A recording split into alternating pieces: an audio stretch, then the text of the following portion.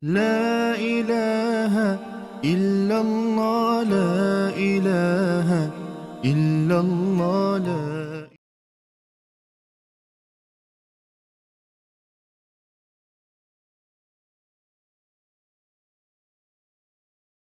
Bab 1.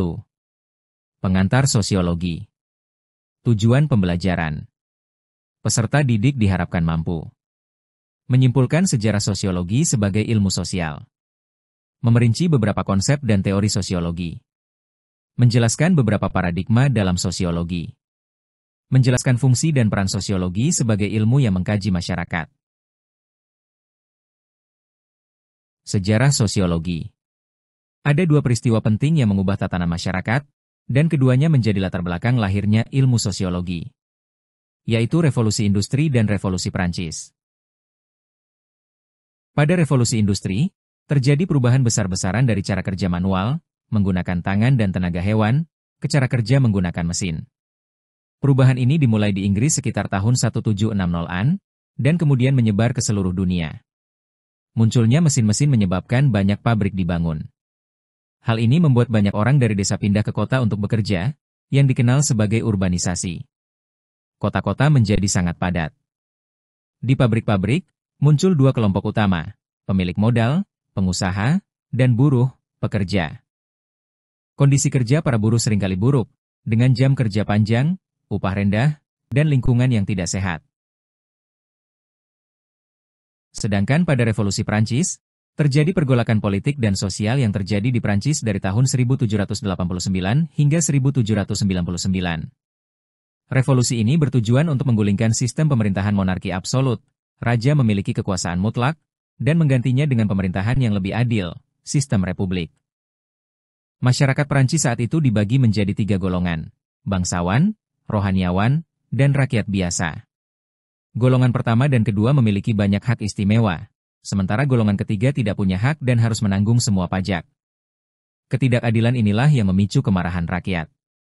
Semboyan revolusi Prancis yang terkenal adalah liberté, égalité, fraternité, kebebasan, persamaan, persaudaraan. Ini adalah ide-ide baru yang menantang sistem lama dan menyebar ke seluruh Eropa. Semboyan ini berhasil menggulingkan raja dan menggantinya dengan sistem republik. Kedua revolusi ini menciptakan ketidakstabilan dan perubahan sosial yang radikal. Para ilmuwan sosial pada saat itu melihat bahwa masyarakat tidak lagi berjalan sesuai tatanan lama. Mereka merasa perlu ada ilmu pengetahuan baru, yang secara khusus mempelajari masyarakat dan masalah-masalah sosial yang muncul akibat perubahan ini. Dari kedua peristiwa besar tersebut, maka lahirlah sosiologi. Di Eropa, banyak lahir ilmuwan sosiolog. Yang pertama, Auguste Comte, yang kedua, Herbert Spencer, yang ketiga, Émile Durkheim. Pandangan Auguste Comte terhadap sosiologi, ia melihat sosiologi sebagai ilmu untuk memahami hukum-hukum sosial yang mengatur masyarakat, sehingga bisa menciptakan masyarakat yang lebih baik. Herbert Spencer percaya bahwa masyarakat berkembang melalui proses evolusi sosial, di mana masyarakat yang paling kuat dan unggul akan bertahan dan berkembang, survival of the fittest.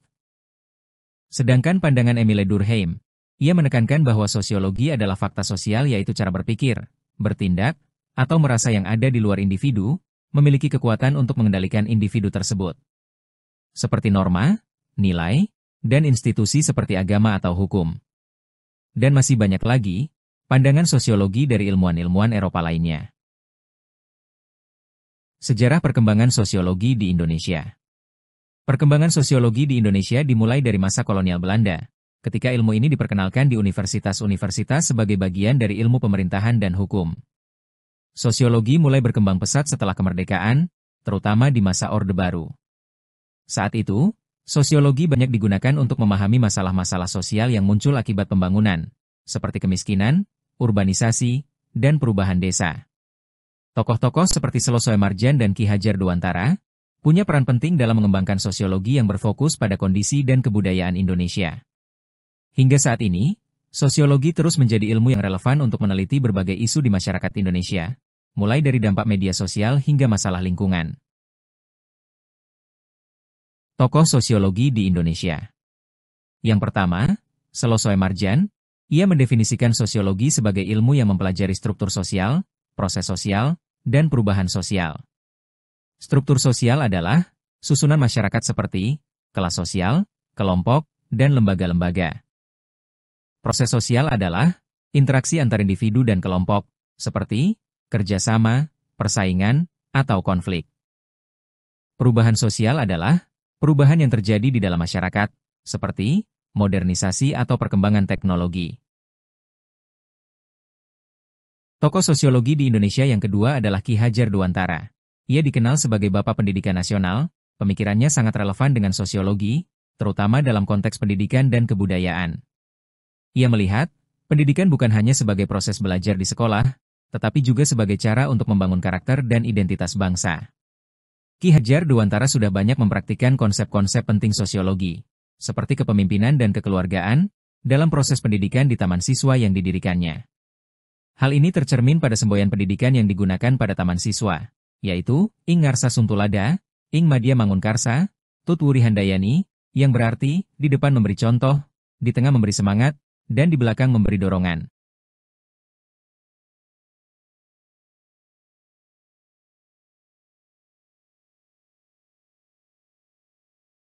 Sosiologi sebagai ilmu sosial. Dalam mempelajari masyarakat sebagai objek kajian, sosiologi memfokuskan studinya pada yang pertama, mempelajari hubungan timbal balik antara manusia satu dan manusia lainnya. Yang kedua, mempelajari hubungan antara individu dan kelompok. Yang ketiga, mempelajari hubungan antara kelompok yang satu dan kelompok lainnya. Dan yang keempat, mempelajari proses yang timbul dari hubungan-hubungan tersebut dalam masyarakat. Sosiologi sebagai ilmu pengetahuan. Ciri-ciri sosiologi sebagai ilmu pengetahuan ada 4. Yang pertama, sosiologi bersifat empiris, yaitu didasarkan pada pengamatan nyata terhadap masyarakat dan tidak mengandalkan asumsi atau spekulasi. Para sosiolog melakukan penelitian langsung, seperti survei, wawancara, dan observasi, untuk mengumpulkan data tentang perilaku sosial. Mereka tidak sekadar berteori dari balik meja, melainkan turun langsung ke lapangan untuk melihat kenyataan yang terjadi. Yang kedua, sosiologi bersifat teoritis, yaitu berusaha untuk menyusun abstraksi atau teori dari hasil pengamatan yang telah dilakukan. Teori ini berfungsi untuk menjelaskan hubungan sebab akibat dari berbagai fenomena sosial. Misalnya, setelah mengamati banyak kasus, seorang sosiolog dapat mengembangkan teori tentang mengapa kenakalan remaja terjadi, atau mengapa masyarakat di suatu daerah mengalami perubahan. Yang ketiga, sosiologi bersifat kumulatif, yaitu sosiologi tidak hanya membuat teori baru, tetapi juga membangun dan memperbaiki teori-teori yang sudah ada sebelumnya. Pengetahuan sosiologi terus berkembang seiring berjalannya waktu. Teori yang dikemukakan oleh tokoh terdahulu, seperti Karl Marx atau Emile Durkheim, masih terus dipelajari, dikritik, dan dikembangkan oleh sosiolog-sosiolog modern. Yang keempat, sosiologi bersifat non-etis, yaitu sosiologi berusaha untuk tidak menilai baik atau buruknya suatu fenomena sosial, tetapi cukup menjelaskan mengapa fenomena itu terjadi. Sosiolog tidak bertugas menghakimi apakah suatu perilaku itu benar atau salah, tetapi bertugas untuk memahami faktor-faktor sosial di baliknya. Misalnya, seorang sosiolog akan meneliti mengapa terjadi tawuran antar pelajar, bukan untuk menyalahkan mereka, melainkan untuk mencari tahu akar masalahnya.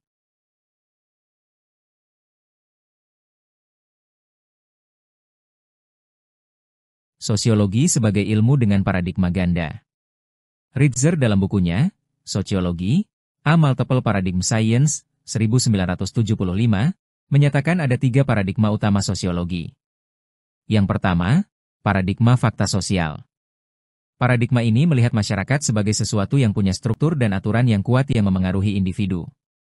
Fokus dari paradigma ini adalah fakta sosial, yaitu cara berpikir, bertindak, dan merasa yang ada di luar individu, punya kekuatan untuk mengontrol individu. Yang kedua, paradigma definisi sosial. Paradigma ini berfokus pada bagaimana individu menciptakan realitas sosial, melalui interaksi dan makna yang mereka berikan pada sesuatu. Paradigma ini melihat masyarakat sebagai sesuatu yang terus-menerus dibangun melalui interaksi sehari-hari. Dan yang ketiga, paradigma perilaku sosial. Paradigma ini melihat interaksi sosial sebagai pertukaran imbalan dan hukuman yang rasional. Individu bertindak berdasarkan perhitungan untung rugi. Fokus paradigma ini adalah pada perilaku yang dapat diamati dan bagaimana perilaku tersebut terbentuk dari imbalan, hadiah, atau hukuman, sanksi, yang diterima.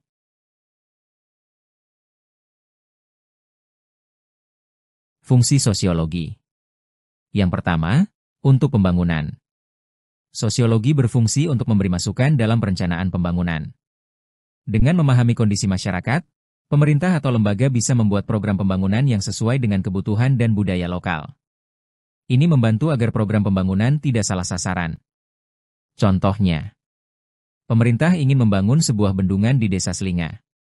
Sebelum membangun, mereka meminta sosiolog untuk meneliti bagaimana proyek ini akan memengaruhi kehidupan sosial dan budaya masyarakat desa tersebut. Hasilnya, sosiolog memberi masukan agar pembangunan bendungan juga disertai dengan program pelatihan kerja untuk warga desa yang sawahnya mungkin akan terendam, sehingga mereka tetap memiliki penghasilan. Fungsi sosiologi yang kedua adalah untuk penelitian. Sosiologi berfungsi untuk meneliti dan mengumpulkan data mengenai masyarakat. Dengan penelitian, kita bisa memahami berbagai masalah sosial, seperti kemiskinan, kenakalan remaja, atau ketidaksetaraan. Tujuannya bukan cuma tahu, tapi juga mencari tahu penyebabnya dan dampaknya. Contohnya, sebuah tim sosiolog melakukan penelitian tentang kenakalan remaja di kota Purbalingga. Mereka mewawancarai para remaja, guru, dan orang tua untuk mencari tahu apa saja faktor yang memicu kenakalan tersebut, seperti kurangnya perhatian keluarga, pergaulan, atau kondisi ekonomi. Hasil penelitian ini akan menjadi dasar untuk tindakan selanjutnya. Fungsi sosiologi yang ketiga adalah untuk advokasi kebijakan. Sosiologi berfungsi untuk membantu memecahkan masalah sosial. Setelah masalah teridentifikasi dan diteliti, sosiolog bisa menawarkan solusi berdasarkan data dan analisis yang sudah didapatkan. Solusi ini biasanya tidak bersifat paksaan, tapi lebih berupa pendekatan yang bisa diterima oleh masyarakat. Contohnya, di sebuah kota sering terjadi tawuran antar pelajar. Berdasarkan hasil penelitian sosiologi, diketahui bahwa penyebabnya adalah kurangnya kegiatan positif dan komunikasi yang buruk antar sekolah. Seorang sosiolog kemudian menyarankan agar pihak sekolah dan pemerintah kota memfasilitasi kegiatan bersama, seperti turnamen olahraga antar sekolah atau workshop seni, untuk membangun hubungan baik dan mengurangi ketegangan antar pelajar. Peran sosiologi. Yang pertama, sosiolog sebagai ahli riset. Seorang sosiolog berperan sebagai peneliti yang mencari data dan informasi tentang masyarakat.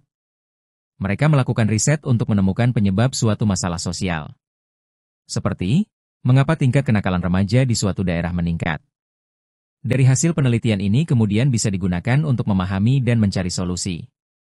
Contohnya, seorang sosiolog melakukan penelitian tentang dampak media sosial terhadap perilaku siswa di sekolah. Ia mengumpulkan data melalui survei dan wawancara untuk melihat apakah penggunaan media sosial yang berlebihan memengaruhi prestasi akademik atau interaksi sosial siswa. Yang kedua, sosiolog sebagai konsultan kebijakan. Sosiolog berperan sebagai konsultan kebijakan dengan memberikan saran kepada pemerintah, perusahaan, atau organisasi. Berdasarkan data yang telah mereka teliti, mereka membantu membuat kebijakan atau program yang lebih efektif dan sesuai dengan kondisi masyarakat. Contohnya, pemerintah kota ingin membuat kebijakan baru untuk mengurangi sampah. Mereka meminta seorang sosiolog untuk menganalisis kebiasaan masyarakat dalam membuang sampah. Sosiolog itu kemudian menyarankan program edukasi yang lebih kreatif di sekolah dan komunitas, serta menyediakan tempat sampah yang mudah dijangkau agar kebijakan ini berhasil. Yang ketiga, sosiolog sebagai praktisi. Sosiolog berperan sebagai praktisi dengan terlibat langsung dalam kegiatan masyarakat untuk membantu memecahkan masalah. Mereka bekerja di lapangan, seperti di lembaga sosial, komunitas, atau organisasi non-pemerintah, untuk menerapkan solusi nyata dari hasil penelitian. Contohnya, seorang sosiolog bekerja di sebuah lembaga non-profit yang fokus pada pemberdayaan perempuan di desa. Ia merancang dan memimpin program pelatihan keterampilan, seperti menjahit atau membuat kerajinan, agar para perempuan memiliki penghasilan tambahan dan mandiri secara ekonomi. Dan yang keempat, sosiolog sebagai guru atau pendidik. Sosiolog berperan sebagai guru atau pendidik dengan mengajarkan ilmu sosiologi di sekolah, universitas, atau lembaga pendidikan lainnya. Mereka membantu siswa dan mahasiswa untuk memahami konsep-konsep sosiologi, sehingga mereka bisa berpikir kritis dan peka terhadap fenomena sosial yang terjadi di sekitar mereka. Contohnya, seorang sosiolog mengajar di SMA. Ia tidak hanya menjelaskan teori-teori sosiologi, tetapi juga mengajak siswanya untuk mengamati masalah sosial di lingkungan sekolah, seperti bullying atau stereotip, dan mendiskusikannya bersama-sama untuk mencari solusi. Hubungan sosiologi dengan ilmu lain. Yang pertama, hubungan ilmu sosiologi dengan ilmu sejarah. Sosiologi dan sejarah saling melengkapi. Sejarah mempelajari peristiwa-peristiwa di masa lalu, sementara sosiologi menganalisis pola-pola sosial dan sebab akibat dari peristiwa tersebut. Yang kedua, hubungan ilmu sosiologi dengan ilmu antropologi. Sosiologi maupun antropologi sama-sama mempelajari manusia dan masyarakat. Namun, ada perbedaan fokus. Antropologi lebih fokus pada masyarakat yang lebih kecil dan tradisional, serta mendalami kebudayaan secara mendalam. Sementara itu, sosiologi lebih fokus pada masyarakat modern yang kompleks, serta struktur dan interaksi sosialnya. Dan yang ketiga, hubungan ilmu sosiologi dengan ilmu ekonomi. Ekonomi mempelajari bagaimana masyarakat mengelola sumber daya, produksi, dan distribusi. Sementara sosiologi melengkapinya dengan melihat bagaimana faktor-faktor sosial seperti kelas, budaya, dan nilai-nilai memengaruhi keputusan ekonomi.